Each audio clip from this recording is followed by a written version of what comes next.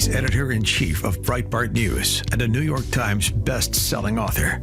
And on this podcast, he brings deep research, prescient analysis, and world-class guests. He's Alex Marlow, and this is the Alex Marlow Show. All right, everyone, big Marlow Show today. I'm about to drive down to Orange County to host for Hugh Hewitt, and I've already got a great show in the can for you today. First of all, we're going to be talking to Congressman James Comer, and we cover a ton of ground with the man who leads the Oversight Committee in the House, one of the most important investigators we've got, period.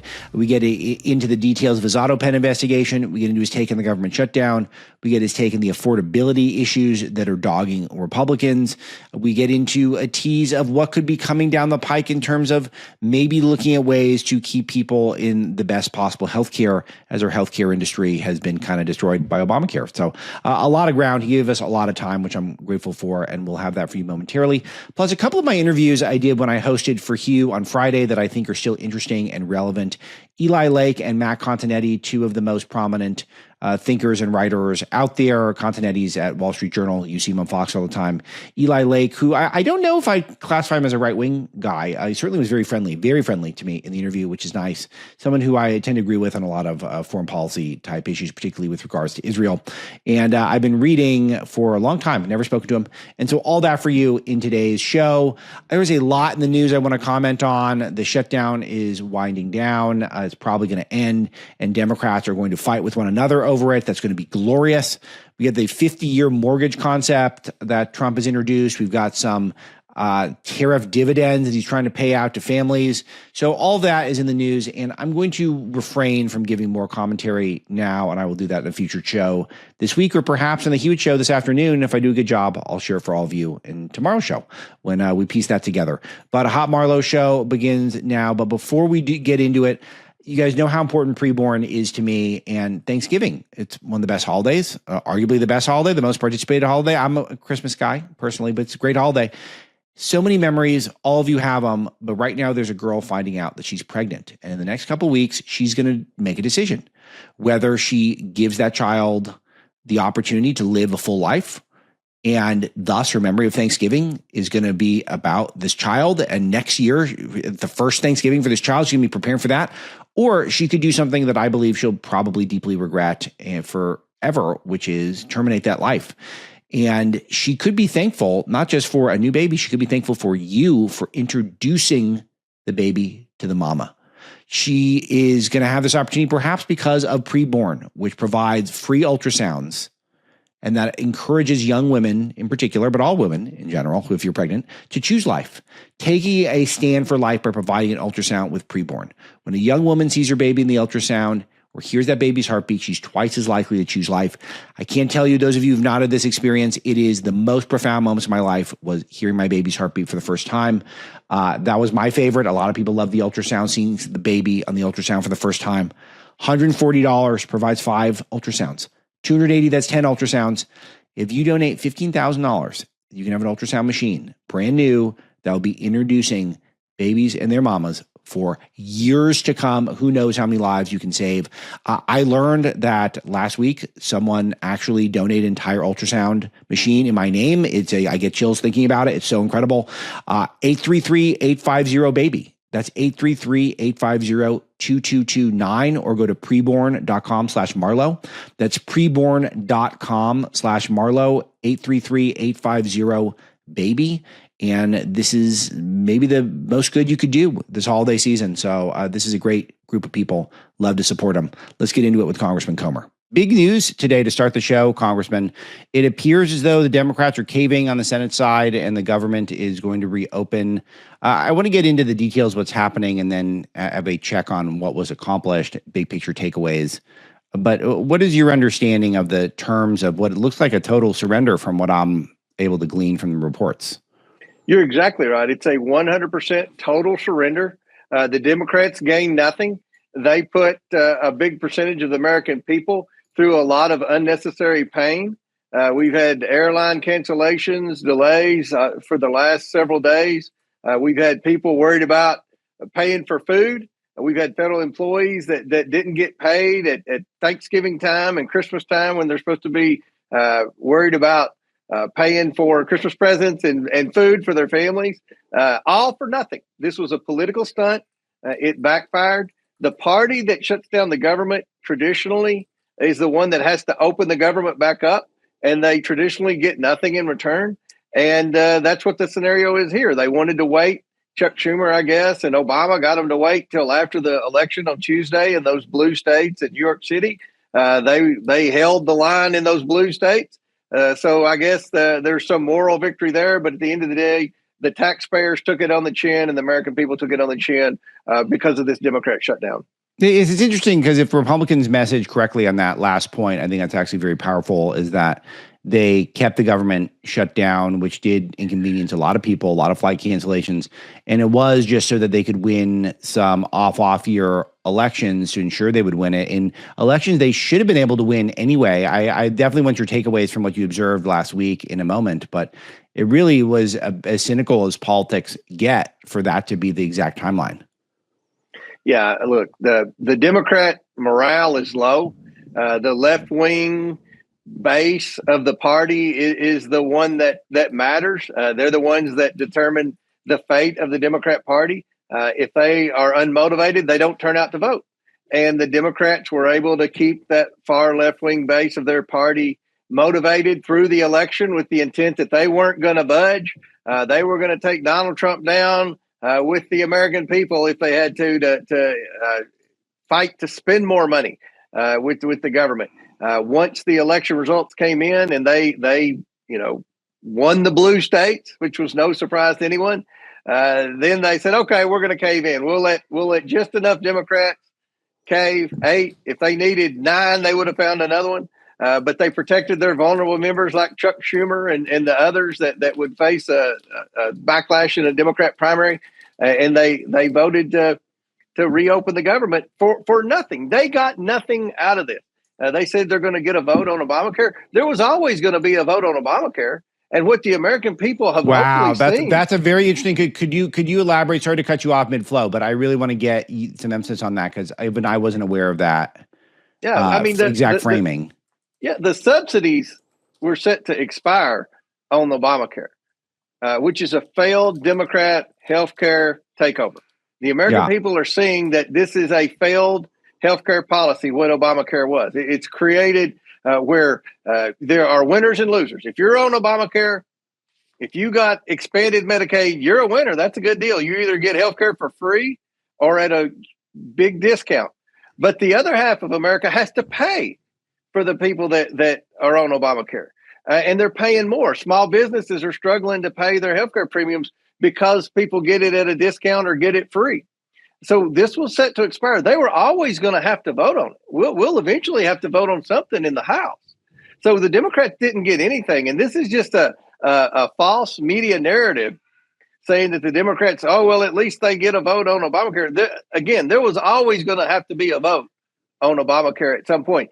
And the reason no Republicans voted for Obamacare to begin with, and this dates back to before I came to Congress, was because, it was never going to work out. You can't subsidize a percentage of the American healthcare system and then give another percentage free healthcare and then make the final 40% have to pay for the other 60% at a huge inflated price. And that's what's happened. And that's why we need to be focused on getting people off Medicaid, working people. That's where the working requirements come in. Get people that look like you and me off Medicaid, which is free healthcare, into the workforce and have an employer pay their healthcare. But the employers can't do that because of Obamacare.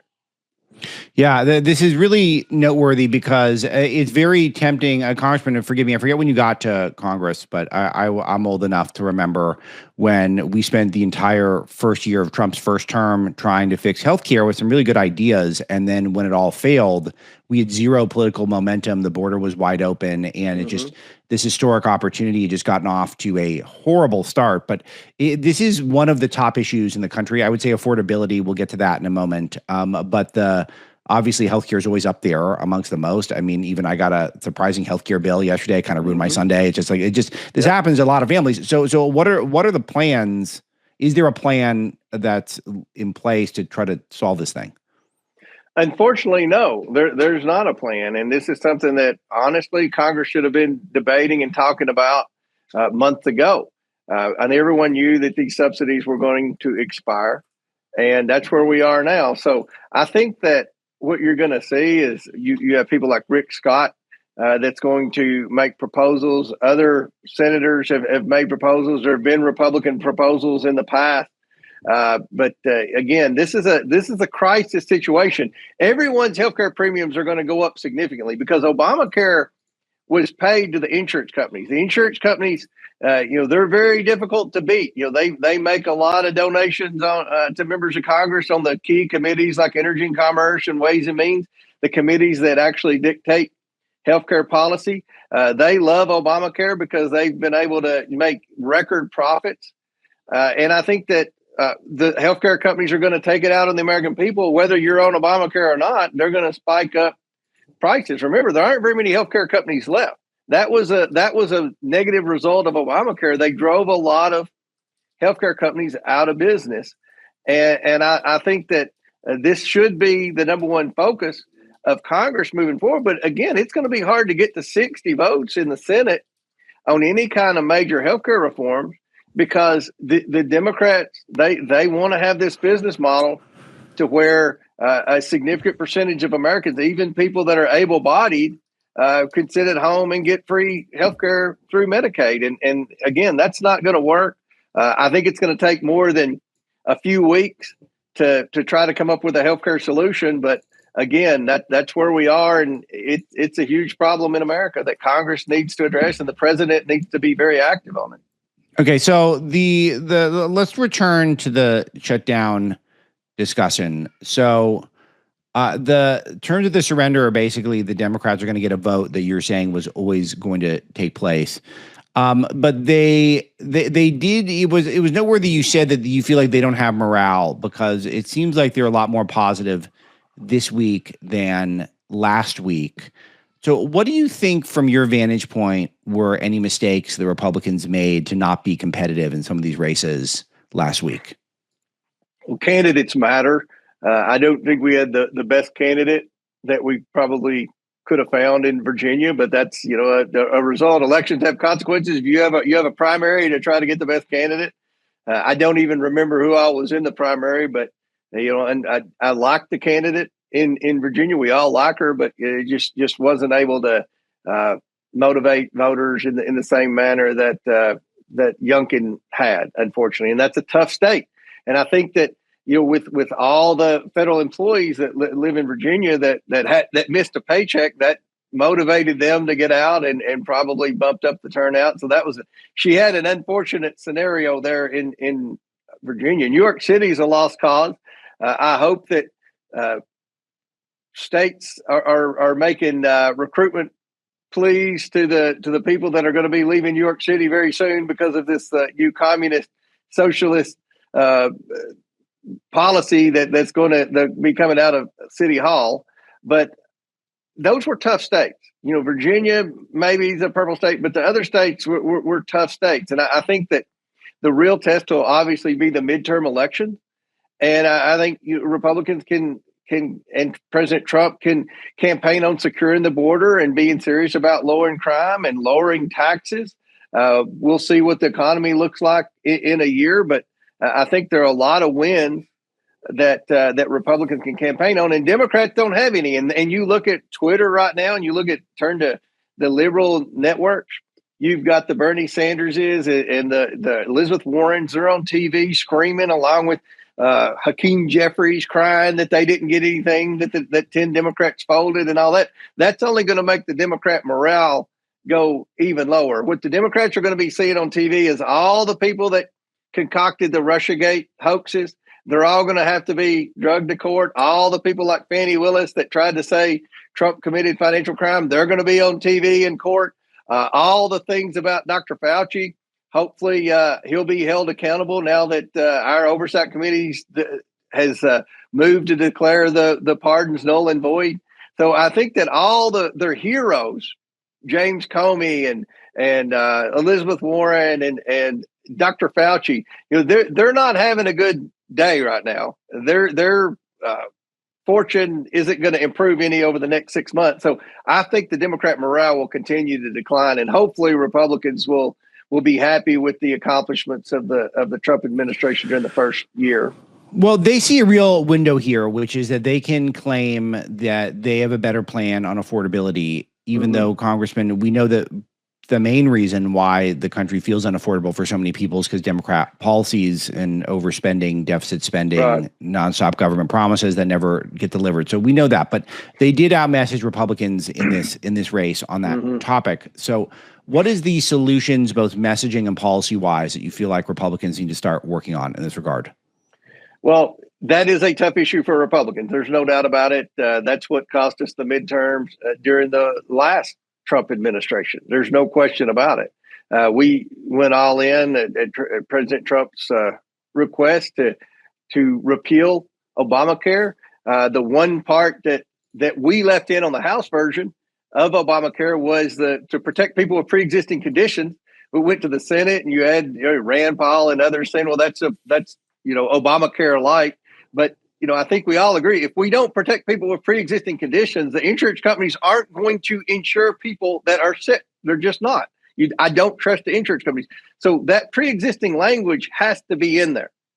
And I just want to caution every Republican out there, that is going to remain in anything that I think will get enough votes to pass, to protect people with pre-existing conditions. The Democrats tied that around our necks in the midterm election. Yeah. And the House version protected people with pre-existing conditions.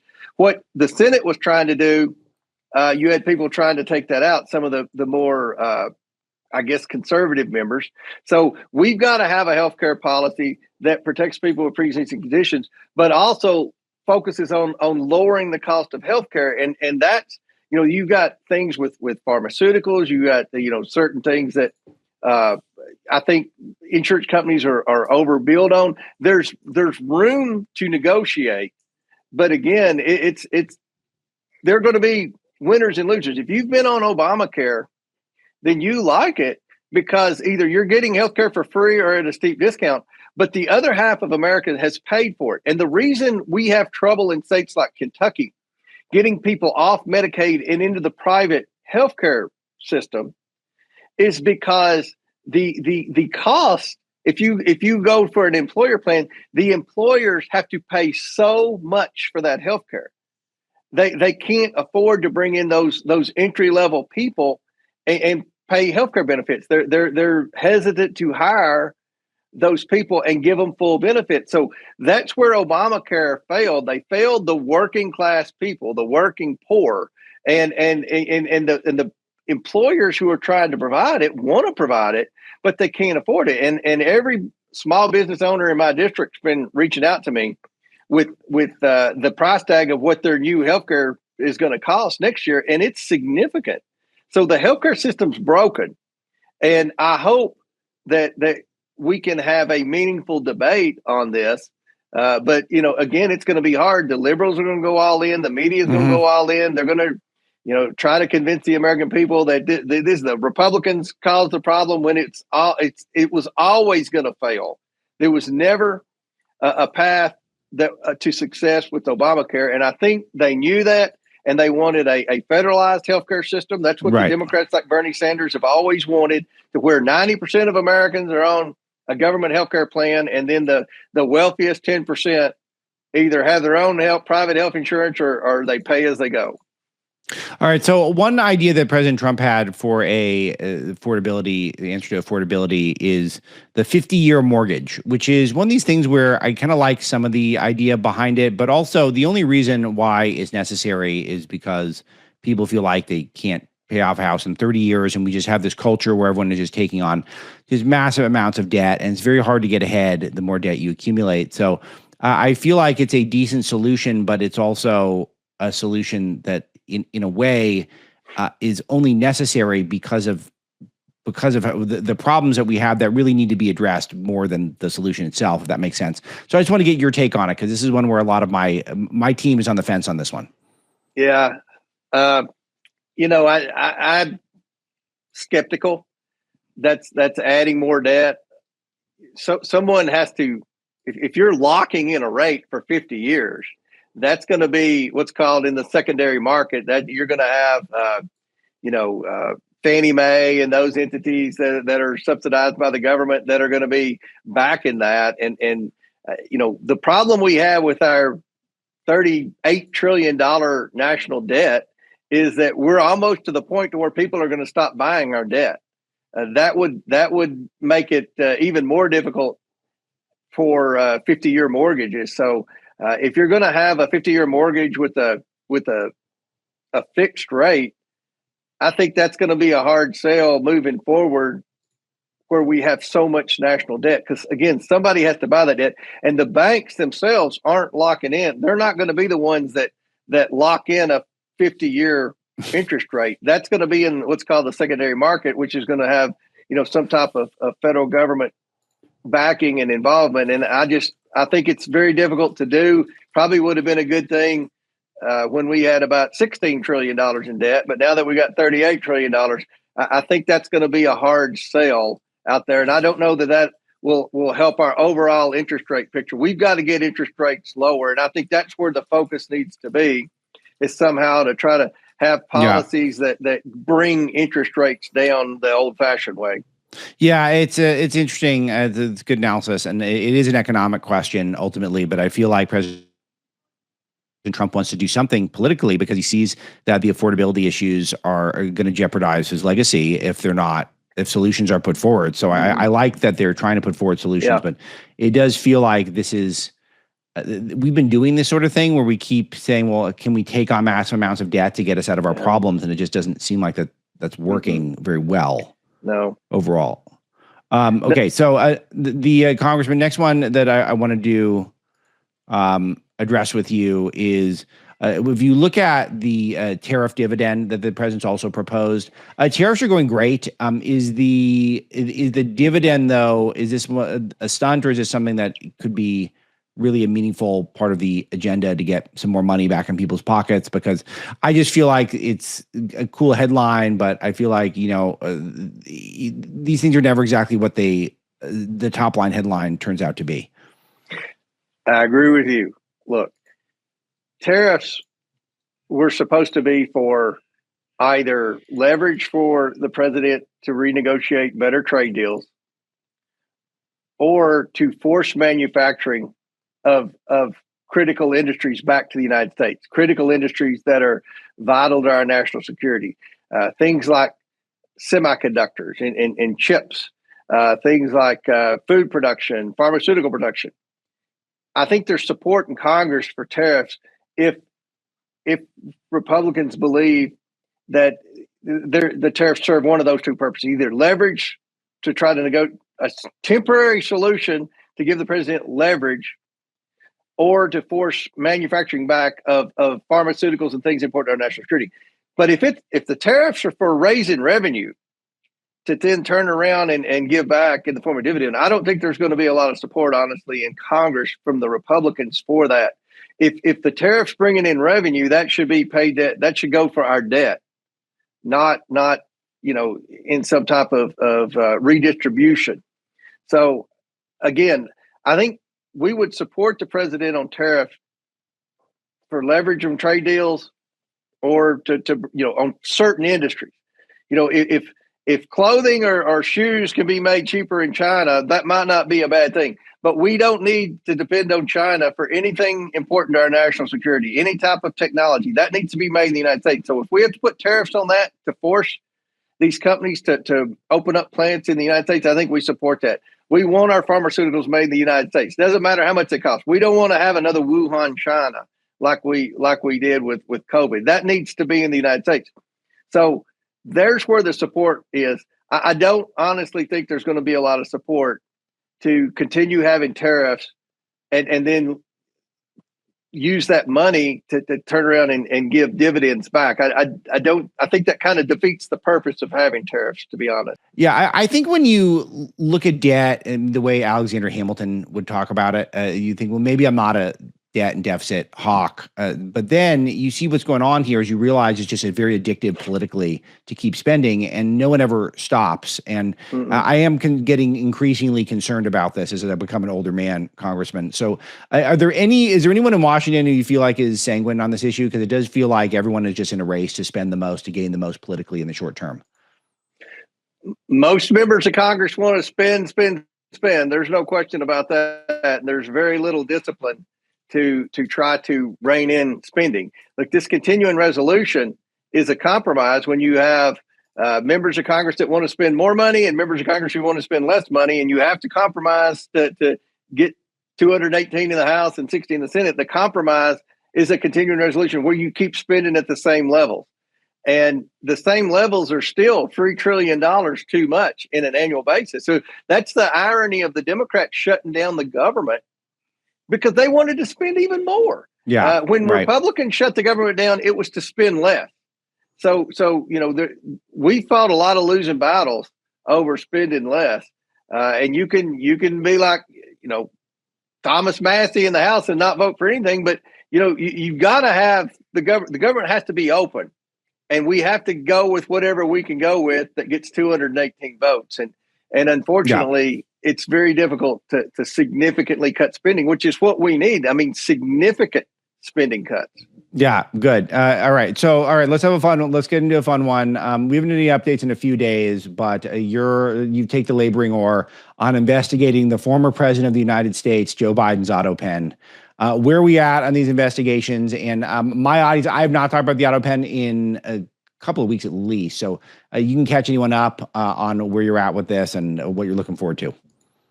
Well, we've concluded our investigation. We brought in the top 12 people in the Biden administration that had anything to do with the auto pen. We identified those people.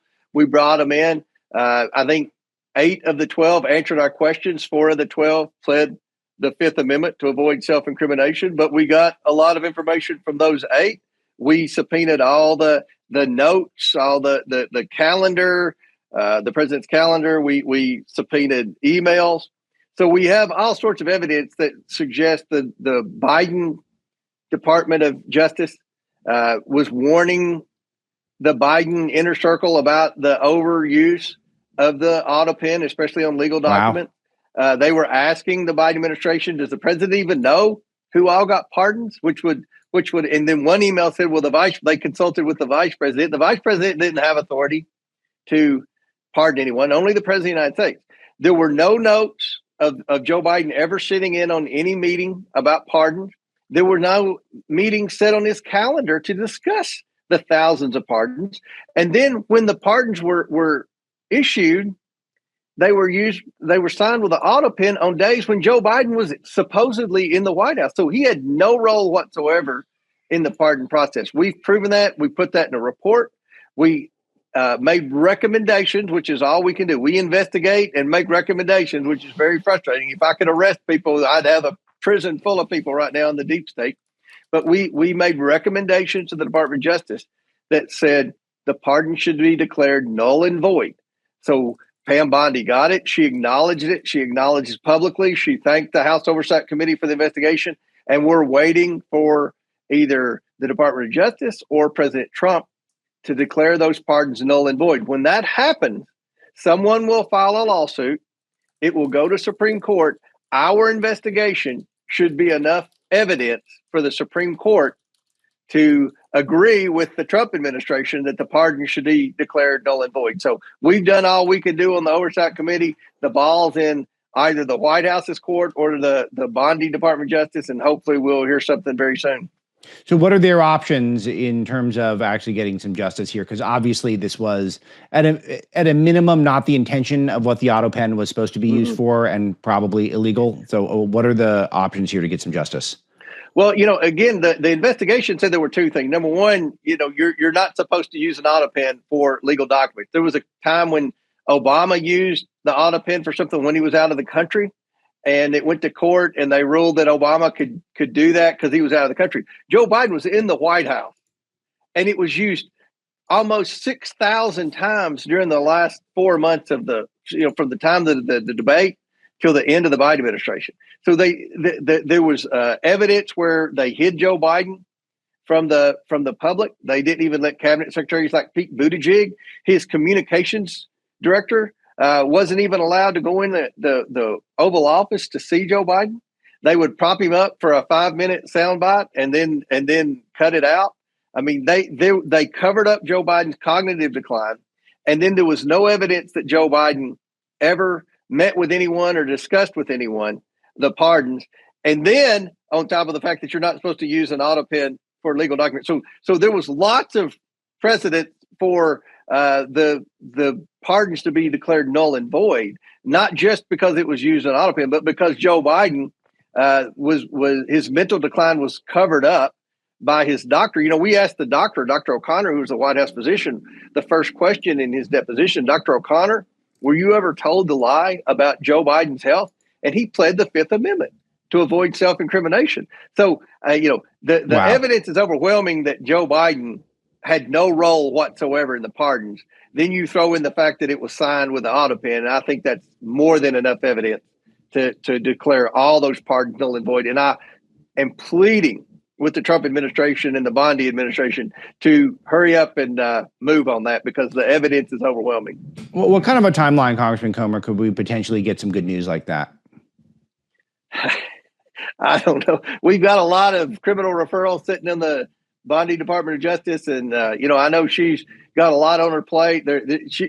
She and Kash Patel and John Radcliffe and Tulsi Gabbard, they walked in to a very difficult situation. Lots of landmines. They're battling the deep state internally. They have people at the highest levels that are, protected by civil service, or what we call tenure back home in Kentucky in the school system, where you can't fire these people.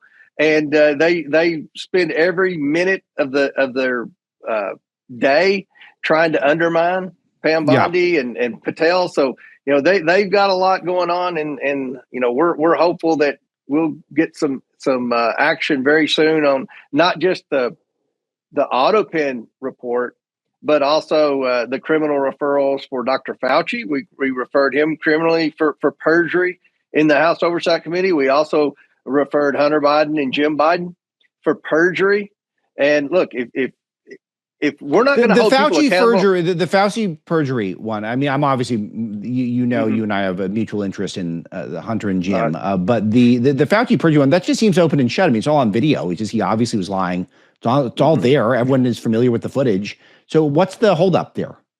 I don't know. I think that's a question for the Pam Bondi the next time someone interviews her. Look, if you don't hold people accountable for lying to Congress, there's no point in having committee hearings. Amen. I can just clear that off my desk, because those are long, rough things for me to preside over with the members of my committee, believe me. And if we don't hold people accountable, then you just need to quit doing them. We do like we've done for this shutdown. Just work our districts, because there's a trend and a pattern of these Democrats like Comey and Fauci and people like the Biden family in depositions lying to Congress, and they continue to get away with it. So we've got to see some action here. And I'm begging and pleading that we see that very soon. All right, Congressman, I got one more. Let me just first of all give a special thank you to you and your staff. I know the staff does not like to allow for this long of an interview, but but they're obviously great people. No, this is really important for the audience, and but I want to ask about Arctic frost. More evidence of illegal surveillance of members of Congress, as well as conservative movement activists. I'll tell you, I met with a group of activists who are very prominent. I'm sure you know many of them last week, and they're deeply concerned about this, top of mind. Is there anything you guys are doing working on this? And if not, where should people be turning for answers?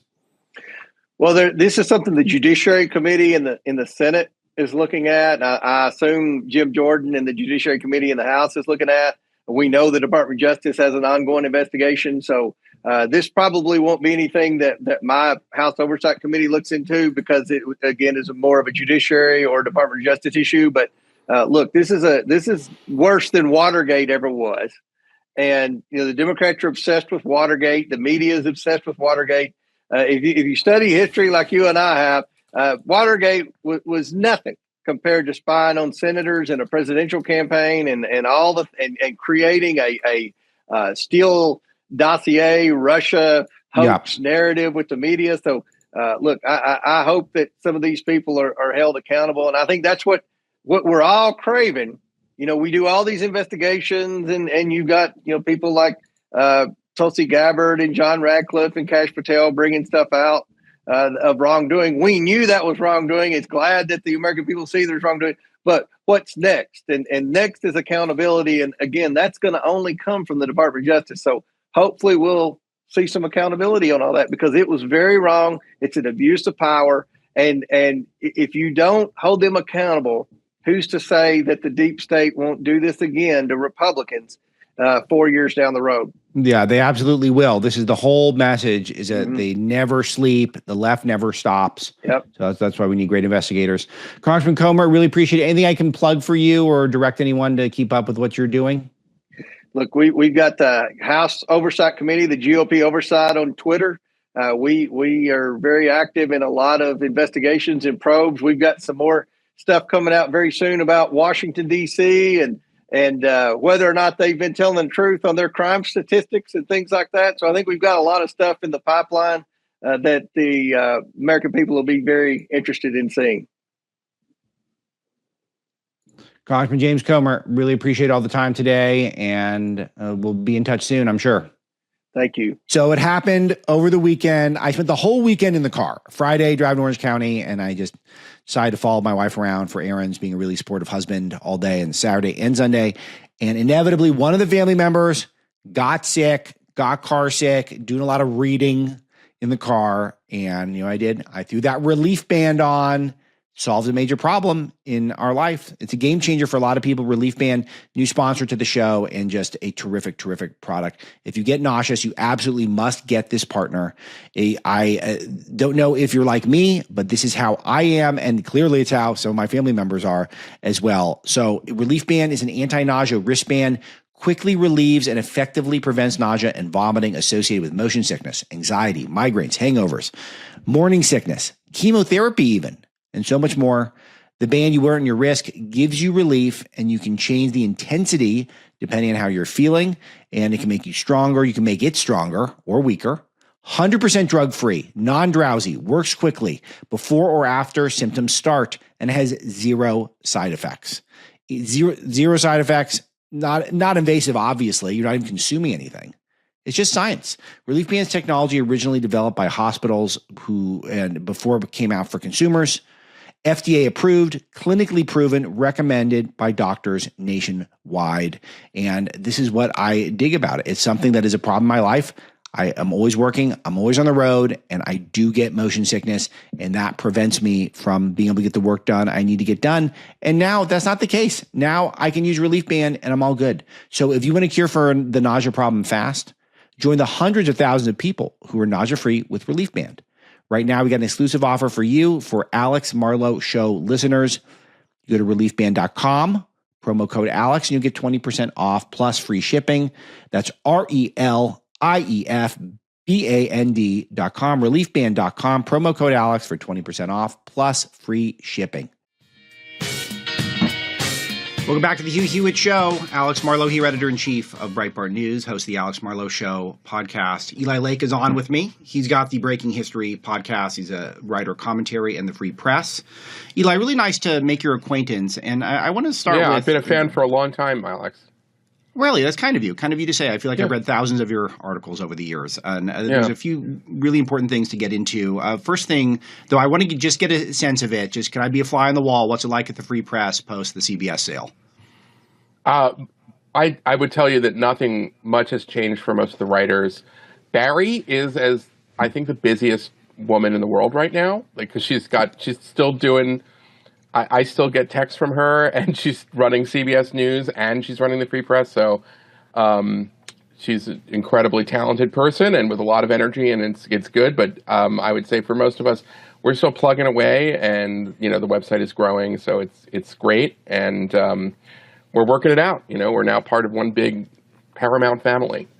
Well, it does sound like a lot of work. I will say that, but I like everything I'm seeing on paper. Seems great that she's doing so, and she's moving fast, which is important.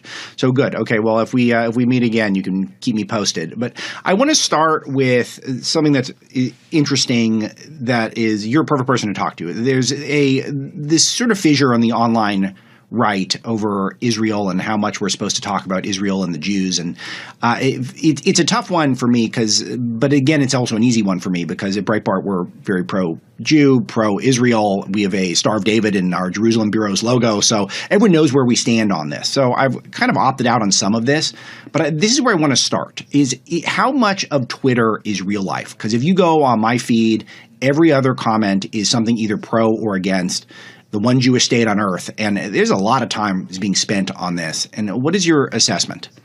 That is a great question, Alex. And what I would say is that it's a little bit of both. Because on the one hand, you're right. Twitter is not real life. And there is a kind of, quality to the discourse, you could say, that you wouldn't find in real life. And it doesn't necessarily reflect where, American voters are. On the other hand, we are living in an era where a lot of our political leaders are very online. And in particular, I think Vice President J.D. Vance, a lot of, based Mike Lee, the senator from Utah. So there is a sense where it may not be real life in the sense of where American voters are, but it matters a great deal to people who are in the media and people who are in the political space. And you can't, people used to say, I just put Twitter down, it's a big waste of time. You can't do that, as you know, if you're a journalist, because that's where the conversation's happening. And we now are I think this started happening a few years back, but now we can say that, members of Congress are on Twitter too, and the vice president's on Twitter. So so in that respect, that is real, and it does matter. It is the kind of place where you'd have this conversation. I think of it, I don't know if I might be a little older than you, but when I started in the 90s, the late 90s in journalism, the place where you would have it out kind of politically would be the op-ed pages of the big papers, and then magazines like the New Republic and the National Review and the Nation. Yeah. And that's where you would have these debates, but there were filters to it. These columns would be edited. There, you'd have to wait for the National Review to come out to see where we're at on certain issues. Right. Exactly. And that kind of thing. So now it's all just kind of instant and at once, and you can get the instant reaction to something. So when Kevin Roberts puts out, the first statement, which I thought, was a mistake, and I thought it was somewhat atrocious, there was an immediate response. And you know what I mean? And then he adjusted, and he put out another thing on Twitter explaining that Nick Fuentes is a terrible anti-Semite. And then he kind of went to Hillsdale, and then he gave another video statement, and then he met with the staff. So you can sort of see, whereas I kind of think, in a pre-social media era, there would have been... He probably wouldn't have even done it if you think about it, right? That has to be one of the worst. The first one had to be just about the worst hostage video I've ever seen. I don't even know who put him up to it. I mean, it must have been some donor or something, but I don't know why he felt compelled to do that. So, but this is what's happening for me, which is kind of a curiosity, is that a lot of these voices that are ostensibly conservative and certainly of conservative audiences, they're not behaving as conservatives, but they're certainly of conservative audiences. They're spending 75% of their time on Israel, which is very obsessive. And then if you respond to them, they accuse you of talking about Israel too much, which is just very, very strange. So I'm sort of torn about what to do with it. Is this the sort of thing where you take it head on, as Ben Shapiro is doing, or is it something where hopefully this is a passing fancy and then we can go back talking about a variety of topics, not just Israel all the time? Well, I would love to go back to a variety of topics and not just talking about Israel all the time. So let me just put my vote in for that. But the issue is, I think, and I hear what you're saying about, it's not a foreign policy fight within the MAGA coalition anymore. I think it started as a foreign policy fight. I think it's an identity question now, okay? Mm-hmm. And what I mean by that is that if all you wish to say is that we've had all of these forever wars, and I don't think America should be doing nation building, and we should be focusing on our problems at home and securing the border. Well, that's like a policy debate. And there can be people inside the Republican Party and the conservative movement and MAGA that disagree with you, but that's not like, you'll work it out and, Trump will decide. Right. Or whatever. Now we're really, the Israel issue for what I would just simply call the anti-Semitic right is not about Israel. It's about whether Jews and Christians who support Israel can be, part of political discourse. Can they, in fact, be part of the Republican Party? Can they advocate their views, or are they stalking horses for a foreign power? Which is a failure, and if you want to be most charitable, it's a failure of imagination to understand that there might be another argument as to why patriotic Americans also support Israel. But I think in a lot of cases, like in the case of Nick Fuentes, it's a sinister, ancient hatred. It's an ancient bigotry. And it's just manifested itself as a kind of foreign policy fight. But it's not a foreign policy fight. It's a values fight. And that's why I think the interview with Fuentes, which was more than just a podcast. Tucker's interview, that represented an inflection point. Because if you're gonna, as to use the Ben Shapiro phrase, if you're gonna gloss Nick Fuentes and pretend he's just a misunderstood kid, and you're going to ignore all the terrible things that he said about you yourself, in order to do that, then you're sending a much bigger signal, given that Tucker is now more than just, a podcast host. I think I love that phrase. Yeah, he's a big deal on the right now. And a really striking moment in that was when Tucker said the worst people in the world are Christian Zionists. And I've gotten along with Tucker over the years, and I'm a Christian Zionist and have been my entire life. So it's just kind of odd. Like I'm worse than like Hitler lovers. So it's very, very strange. Eli, I got about 30 seconds left. So what worse do we than Mamdani? Yeah, right. Yeah. So what do we do? By the way, Breaking History podcast, catch his commentary at the Free Press and Commentary. 30 seconds. What do we do going forward on this issue? Well, I think right now the people kind of make their voices heard. Until now, the loudest people in the room were the Groypers who follow Fuentes and the people who wanted to turn this into a big thing.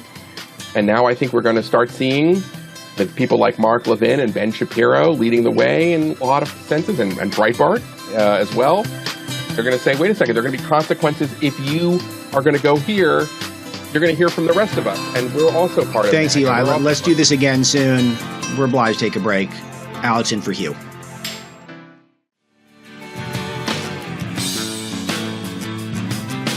We're back on the Hugh Hewitt Show with Alex Marlow. Joining me now is Matt Contenetti, Wall Street Journal columnist and a scholar at the AEI, American Enterprise Institute. Matt, nice to make your acquaintance, and I'm glad you're here. I want to start with your takeaways from the election on Tuesday. What do you think are the big things that people should pull from that? Well, I think there are two big takeaways, Alex, and it's nice to meet you too. The first is that the affordability issue stings Republicans right now. Clearly, right away on that. Yeah, it drove a lot of the Democratic victories. Bad solutions like Mamdani offers, whether it's the rent freezes or the free buses or the communist-style government-run grocery stores, they're fool's gold. They're not going to work. They won't make life more affordable. But they beat nothing. And I think that the alternatives in these elections had very little to say about affordability and cost of living. And so Republicans need a cost of living agenda, and they need it quick. And the other main takeaway for me is I often look at independent voters. They swing, and they've swung hard against the Republicans. And Republicans can overcome that when Republican turnout is considerable. And that's what happened last year. Republicans dominated the electorate last year, and it was a great cycle for President Trump and the Republican Party. But Republican turnout plunged in the off-year elections this week, and that meant that Democrats and independents dominated the field, and independents went toward the Democratic candidates by double digits. That's a recipe for Republican defeat. Republicans are going to have to either increase their turnout or attract some of those independents back, kind of stanch their launches if they want to have a good midterm cycle next year. Wow, Dwayne, I bet you're liking that, because that's pretty much my exact opening. Was not as concisely as you summed it up, Matt, but that was basically the main takeaways is we have to keep lower propensity voters engaged, and we had no message on affordability. But there's a unique thing in New York where we didn't have a candidate, conservatives didn't have a candidate that had a legitimate chance to win. But let's say we did. What is the message on affordability that you think is going to resonate, particularly with those low propensity voters, independent voters, people who may have voted for Trump but aren't necessarily card-carrying GOP members?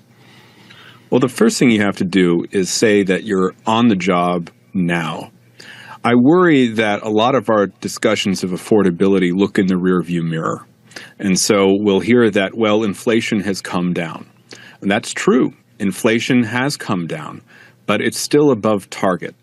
And we can't forget that inflation is cumulative. Each price increase makes the next month's price increase feel a little bit worse. So the argument that, well, things are getting better isn't quite the same as the argument that we're doing something right now to lower your costs.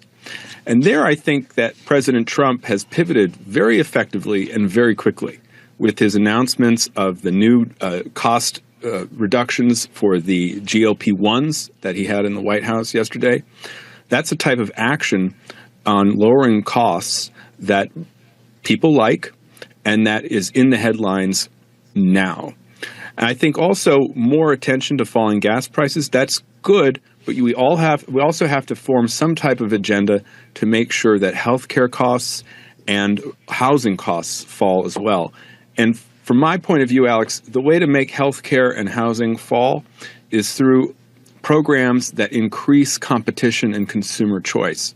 So I think if Republicans have an agenda that says, look, this is what we want to do to make energy prices fall, housing prices fall, healthcare prices fall, by unleashing the consumer, your power as an individual, that will give them a banner to carry in the next election. And that was a banner that was missing this week.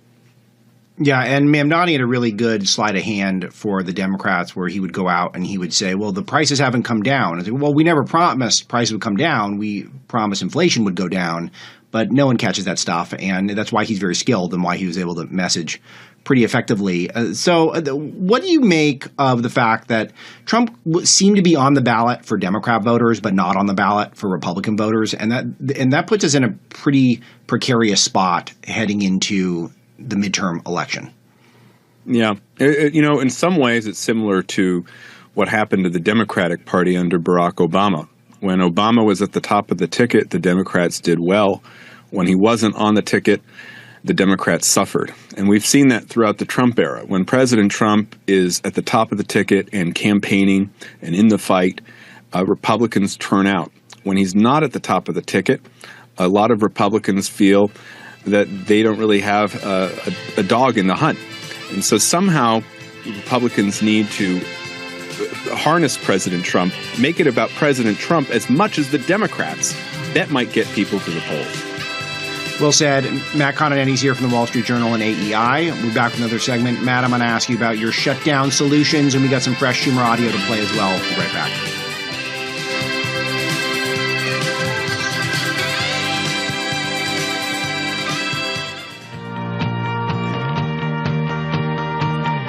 Alex Marlow in for Hugh. Glad to be here. If you like what you're hearing, the Alex Marlow Show podcast, wherever you get your podcasts on the Salem Podcast Network. Matt Contenetti is back with us for another segment. He's from AEI and is now writing at the Wall Street Journal, the premier editorial page in the world, I would say. So congrats on that, Matt. I got some fresh Schumer audio that producer Dwayne likes, so let's play a little bit of this. Dwayne. Reopens. Therefore, we'd like to offer a simple proposal that would reopen the government and extend the ACA premium tax credits simultaneously, and then have the opportunity to start negotiating longer-term solutions to health care costs. Let's do all three. I've spoken with my caucus, and Democrats are offering a very simple compromise. Democrats are ready to clear the way to quickly pass a government funding bill that includes health care affordability. Leader Thune just needs to add a clean one-year extension of the ACA tax credits to the CR so that we can immediately address rising health care costs. That's all right. not I think that's the gist of it. That's the main point, Matt. I want to get your take on that in particular. It's a one-year Obamacare extension. I don't know if the Republicans would have any interest in going along with this. I highly doubt it. Apparently, John Thune has indicated he's not interested. But I wanted your assessment overall. Let's go forests and we'll go back to trees. So where do you think we're at on the shutdown? Who do you think is messaging more effectively on it? And what do you think? How do you think this thing gets resolved? Sure. Well, we're entering the part of the shutdown where pain is really going to start being inflicted upon Americans. I barely escaped the free state of Florida, though I would like to stay, by catching a flight back to D.C. in the swamp yesterday. And the flight cancellations, as Secretary Duffy says, are just going to get worse. And that's really going to affect Americans, especially as we approach Thanksgiving. There's already this huge disruption for the food stamps that a lot of governors, Democrats and Republicans, feel is hurting their voters. They'd like to see that those benefits restored. And I think it's only going to grow worse as the shutdown continues. Military, I think, is scheduled to miss their first paycheck next week, and that's just unacceptable. That said, the public doesn't have a definitive ruling on who to blame. The polls show that most people are blaming Republicans, but it's not by that considerable a margin, and as we know, most polls lean Democrat anyway. But what that says to me is Republicans need to do a better job pinning this shutdown on the Democrats. And they really need to pull out some of the old stage tricks that Clinton and Obama used during previous shutdowns. You know, go to the airport like Secretary Duffy did. I think he did a good job today. Say that this is because the Democrats refused to open the government. That's why. That if the Republicans can be more effective on that measure, pinning the Democrats, putting the pressure on the Democrats, then I think we'll get closer to resolving this. The Schumer offer, of course, is a non-starter, and I think that the Thune's answer should have been to quote Michael Corleone from The Godfather 2 and just say, Senator, my offer is this. Nothing, except you open the government. So we have Thune's answer. He says it's a non-starter, so exact phraseology you used. I think it's an indication that they're feeling the heat and they know that their last proposal is unserious and unrealistic. So I guess you could characterize that as progress, but I just don't think that it gets anywhere close to what we need to do here. Straightforward, but I feel like the Democrats think they're winning after Tuesday, and that kind of shifted with me. I think they thought they were probably losing a little bit in the messaging war, but when Chuck Schumer is still under threat of a primary from AOC, maybe losing his job, I feel like he wants to stay locked in. And I think that he's confident that with all this flight chaos, that it's going to mean Republicans are going to get blamed. I think that the base is driving this, Alex, but the Schumer and others in the Democratic leadership are in fear of the progressive base that really drove a lot of the victories this week. So they're going to try to toughen it out. At the same time, I do see in Schumer's offer something of a move toward ending the shutdown, because remember, when this started, it wasn't just renewing the Affordable Care Act, Obamacare subsidies. It was also restoring the cuts to Medicaid, or the reforms to Medicaid, I should say, that were part of the One Big Beautiful Bill. So the Democrats are lowering the ask. And, of course, they're doing it in such a devious way. He's saying, oh, we'll open up the government if you extend these benefits for a year. Well, what happens next year? The midterm election. He wants to keep these Affordable Care Act subsidies as an issue for the midterms to drive progressive turnout. Republicans can't let him have that. What they need to do is focus on the few remaining Democrats who went to states that Trump won last year. So that's Pennsylvania, Wisconsin, Michigan, Arizona, and New Mexico and Georgia. If you put the pressure on them, if Republicans lead messaging in their states, then we could get the government open with a clean CR pretty soon. So what do you think is the recommendation in terms of messaging? So just go to those states and just say this is all the Democrats' fault, or is there more to it? No, I think it's that simple, because I haven't heard that quite a bit. I mean, we've heard from Republicans that there's pain or that there's process issues. They just need to focus on labeling this shutdown the Democratic shutdown. And the more they do that, then I think Democrats might be able to feel it in their home state. The national polls are going to reflect kind of this blue energy out there. You want to go on the state basis, in particular those states that went for Trump in the last election. Is there any carrot that either side could offer that might be some sort of a compromise where both sides feel like they got the W? I mean, I think that'll be hard. Especially because, as you pointed out, the socialists really feel emboldened after Tuesday. But I think the solution is pretty simple. You open up the government, you allow a debate and a vote on extending the Affordable Care Act plan, and that, I think, would give both sides at least something. But the fact of the matter is, it is nihilistic for the party of government, the Democratic Party, to say that causing people pain by shutting down the government gives them leverage or gives them an edge in a political fight. That's good Republicans stuff. Can't stand for it. Yeah, you got to have that as part of the messaging. Absolutely, that they're playing politics with people's lives, and I think that is the messaging where I think we could win on that. Matt Contenetti.